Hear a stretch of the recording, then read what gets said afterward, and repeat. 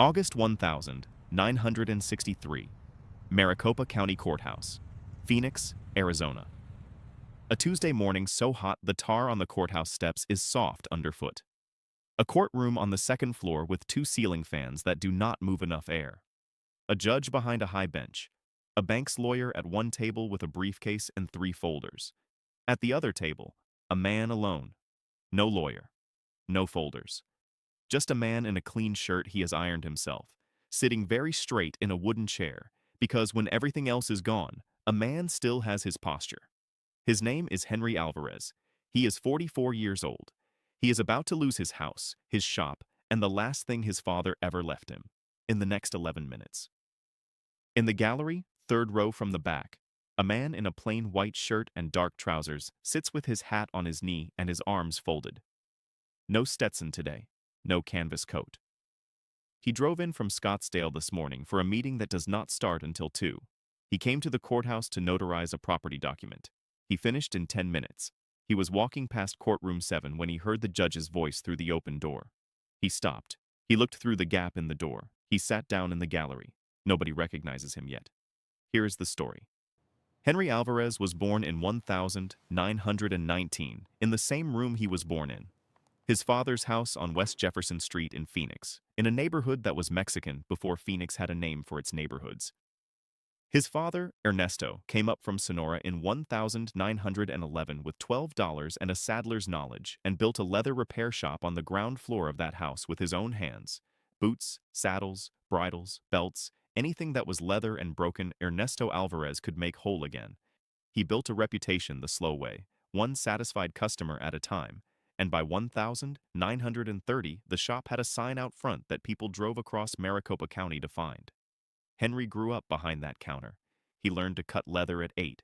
He learned to stitch at 10. By 14, he could resole a boot so cleanly the owner could not find the seam. Ernesto used to say that the leather remembered your hands, and you had to give it something worth remembering. In 1942, Henry was drafted. He went to North Africa first, then Sicily, then the boot of Italy, all the way to the Po Valley.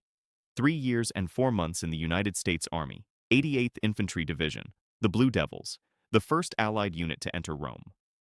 He came home in October 1945 with a Bronze Star he never talked about, a scar on his right forearm from a grenade fragment outside Viterbo that he told people was a shop accident, and hands that still knew how to cut leather. Ernesto died in the winter of 1946. Heart. He went in his sleep, which was the right way for a man like Ernesto to go. He left Henry the house, the shop, the tools, and a debt of $2,200 to the First Merchants Bank of Phoenix that had 11 years left to run. Henry took over the next morning. He opened the shop at 7 because his father had always opened at 7 and there was no reason to change it. He paid the banknote every month without exception. He married a woman named Rosa Delgado in 1948. They had 2 daughters, Elena and Marisol. Rosa kept the books and answered the phone and raised the girls in the same rooms Henry had been raised in, and the family ate together every night at a table that Ernesto had built from mesquite wood in 1922. Henry paid the banknote off in 1957. 11 years, not one missed payment. He held the satisfied note in his hands for a long time before he put it in the drawer. Then he went back to the bench and picked up a boot that needed resoling. In 1958, the city of Phoenix began expanding its road infrastructure. A new boulevard was planned through the west side. The route as originally drawn went directly through the block that contained Henry's shop and house. The city sent letters. There were meetings. Henry attended everyone. He spoke at 2 of them. The route was redrawn. The block was spared. But the construction rerouted the traffic that had come down West Jefferson for 40 years. The customers who used to drive past on their way through now drove a different way. Foot traffic dropped by half in a year. Henry spent $1,959 and $1,960 advertising in ways he had never needed to advertise before. He drove to ranches himself to solicit saddle work. He took in luggage repair and hat work he would have turned away in better years. In 1961, he took out a loan to cover operating costs, $3,400 from Valley National Bank, his shop and house as collateral. He had paid that house free and clear, and now he was borrowing against it. But the alternative was closing, and closing was not something Henry Alvarez knew how to do. In 1962, the interest rate on the loan adjusted upward. The new payment was $290 a month. His monthly receipts were averaging $240. He wrote to the bank in January 1963. He explained the situation. He attached 3 years of receipts. He proposed a restructured payment schedule. He wrote the letter 4 times before he sent it because he wanted every word to be exactly right. The bank's response came in March. It was 2 paragraphs. It offered nothing. It attached instead a notice of legal proceedings. Henry could not afford a lawyer. He went to the courthouse library and read every relevant statute he could find and wrote his own response and filed it himself. It bought him 4 months. The hearing was set for August 13th, 1963. Courtroom 7, second floor. The Honorable District Judge Raymond Carr presiding. Henry ironed his shirt himself the night before. Rosa pressed his trousers. His daughters were in school. He kissed Rosa at the door and walked to the courthouse because the truck needed a brake job he hadn't been able to afford, and he didn't trust it on the highway. He walked 4 miles in the August Phoenix heat in his ironed shirt and arrived at the courthouse with sweat at his collar and sat down at the defendant's table and folded his hands and waited. Type Henry in the comments if you believe a man who fought in Italy deserved better than this. Judge Carr takes the bench at 9 sharp. He is 61 years old and has been on the Maricopa County bench for 14 years, and he has a reputation for running a precise courtroom. He does not waste words. He does not invite theater. He looks at the bank's lawyer. He looks at Henry. He looks at the file. He says, "Mr. Alvarez, I see you're representing yourself today." "Yes, Your Honor." The court notes your written response of April 14th. You've made a capable argument for restructuring. However, the terms of the original loan instrument are clear. He looks at the file again. He sets it down. "Is there any new material fact you'd like the court to consider before I rule?" Henry looks at his hands. The hands that learned to cut leather at 8 years old. The hands that held a rifle through North Africa and Sicily and Italy. The hands that resoled 10,000 boots and stitched 10,000 saddles and built a business 1 customer at a time for 17 years. He says, "Your Honor, I just need a little more time. The work is coming back. I have 3 ranch contracts pending. If the court could see its way to 90 days. The bank's lawyer is already shaking his head. "Your Honor, the defendant has had ample time. The bank has been more than patient. The terms of the instrument are unambiguous." Judge Carr looks at Henry. There is something in the judge's face that is not quite sympathy and not quite its absence. It is the face of a man who has ruled against people he respected before and expects to do so again. "Mr. Alvarez, I'm afraid—" "Your Honor." The voice comes from the gallery. It is not loud. It does not need to be. It is the kind of voice that has spent 30 years learning how to fill a room without trying. Every head turns. The man in the white shirt and dark trousers is standing in the 3rd row. Hat still on his knee, arms no longer folded. Judge Carr looks at him over his glasses. "Sir, this is an active proceeding. The gallery does not have the floor." "I understand that, Your Honor. I apologize for the interruption. I'd like to ask the court's permission to approach." "On what basis?"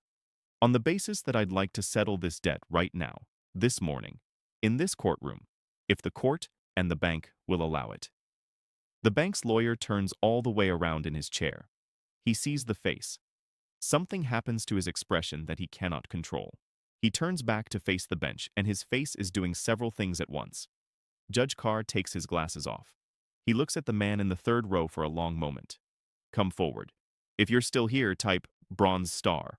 Let's see who's paying attention." He walks through the gallery gate and up the center aisle and stops between the 2 tables. He does not look at the bank's lawyer. He looks at Henry. Henry Alvarez is looking at him the way a man looks at something that does not fit the room he is in. He knows the face.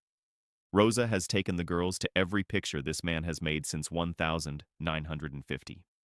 Henry himself sat in the dark of the Paramount Theater on Washington Street and watched him ride across Monument Valley and thought about Italy and about the men who did not come home from Italy and about what it meant to play a hero and what it meant to be one.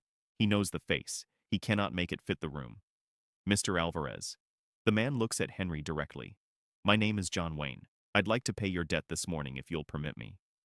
Henry opens his mouth. Nothing comes out. He closes it. Sir, you went to Italy with the 88th Division. Henry goes very still. How do you... I asked the clerk for your file when I came in. I read fast. He turns to the bank's lawyer. What is the outstanding balance, interest, and fees included, as of today? The bank's lawyer looks at his papers. He is a man of precise professional composure, and right now his composure is doing its level best. $3,847, including accrued interest and court fees. Wayne reaches into his trouser pocket. He takes out a money clip. He counts bills onto the defendant's table beside Henry's folded hands.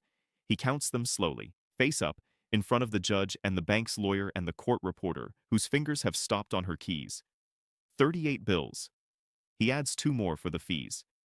He pushes the stack toward the bank's lawyer. Count it. The bank's lawyer counts it. His hands are steadier than his face. $3,900. The difference is for Mr. Alvarez.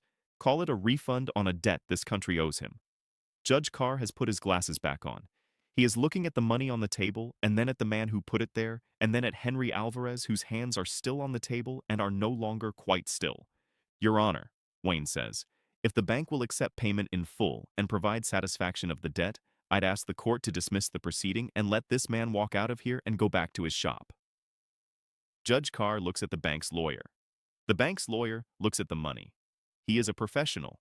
He has a client to represent and a duty to that client, and the money on the table represents full satisfaction of his client's claim, and there is genuinely nothing else for him to do. The bank accepts, he says. Judge Carr looks at Henry Alvarez. Henry is looking at the money, then at Wayne, then at the money. His jaw is working slightly the way a man's jaw works when he is holding his face together by force of will. Mr. Alvarez, the judge says gently, do you accept this settlement? Henry looks up at the judge. Then he looks at Wayne. Sir, I have never in my life taken charity. My father didn't. I don't. I know you don't. Wayne does not move. This isn't charity. You went to North Africa at 23. You went to Sicily. You went up the boot of Italy, and you went into Rome, and you came home, and you walked into your father's shop the next morning, and you picked up the tools, and you kept going. You kept going through the road reroute and the traffic loss and the loan and all of it. He pauses. A man like that doesn't need charity. He needs one morning where someone else shows up. Have you ever been so tired from holding everything together that when someone finally stands in the gap for you, you don't know what to do with your own hands? That is Henry Alvarez in Courtroom 7 on a Tuesday morning in August 1963. Henry looks down at the table, at the money, at his own hands beside it, the hands that remember leather, that remember a rifle, that remember his father's tools and his daughter's school fees, and Rosa's face at the kitchen table every night going over the numbers one more time. He looks up. I'll pay you back, he says. Every dollar. I know you will. Wayne picks his hat up from where he has set it on the edge of the defendant's table. He puts it on. There's no schedule, no interest. Pay it when the work comes back. Send it to my agent in Encino. He'll know what it's for. He turns to leave. Henry stands up. Mr. Wayne. Wayne stops. Henry comes around the table. He stands in front of him. Henry Alvarez is 5'9" and broad through the shoulders from 40 years of leather work, and he looks at this man who walked into his courtroom and he puts his hand out. Wayne takes it. They shake hands the way men shook hands in 1963, once, firm, and brief, because anything longer would be too much for either of them. My father, Henry says. He came from Sonora in 1911. He used to say that America was the place where a man's hands were worth something. He stops. His voice has gone careful the way voices go when they are carrying more than they can easily hold. You just proved him right. Wayne holds his hand a moment longer. Then he lets go. He walks up the center aisle. He pushes through the courtroom door. It swings shut behind him. The courtroom is quiet for a moment. Judge Carr looks at his file. He closes it. He looks at the court reporter. He looks at the bank's lawyer. He looks at Henry Alvarez standing beside the defendant's table with the money in front of him and his father's words still in the air. Case dismissed, Judge Carr says. Mr. Alvarez, you're free to go. Henry Alvarez picks up the money. He holds it in both hands for a moment, the way his father used to hold things he wanted to remember. He puts it in his shirt pocket. He buttons the pocket. He picks up his own single folder from the table. He walks up the center aisle. He pushes through the courtroom door. Outside in the courthouse hallway, the August heat is already pressing through the windows. He looks both ways down the corridor. The man in the white shirt is gone. Henry walks down the stairs and out through the courthouse doors into the Phoenix morning.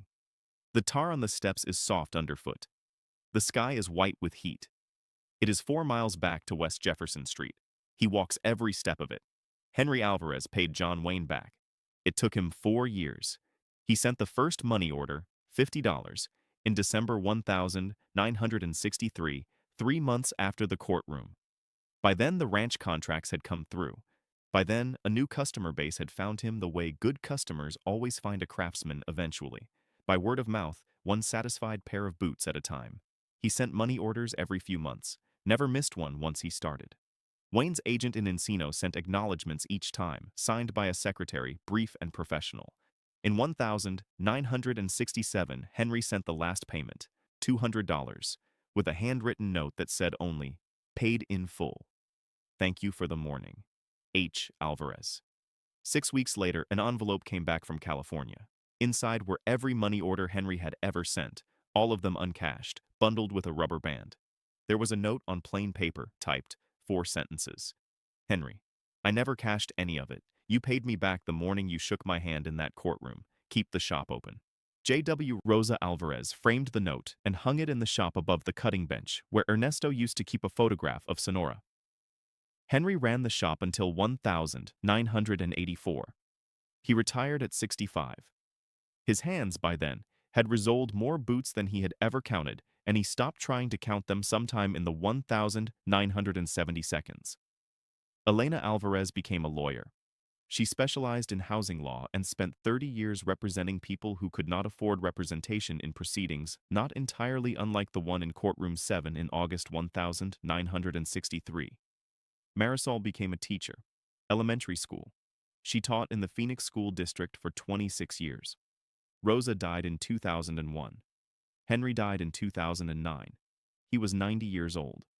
He died in the same house on West Jefferson Street where Ernesto had built the shop in 1911 in the same neighborhood, in a room 2 doors from where he had been born. The shop closed the year Henry retired.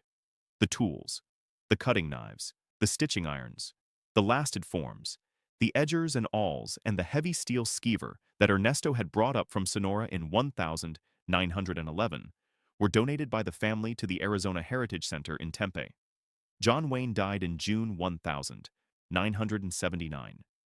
He never spoke of a courtroom in Phoenix to any reporter. He never mentioned Henry Alvarez in any recorded interview.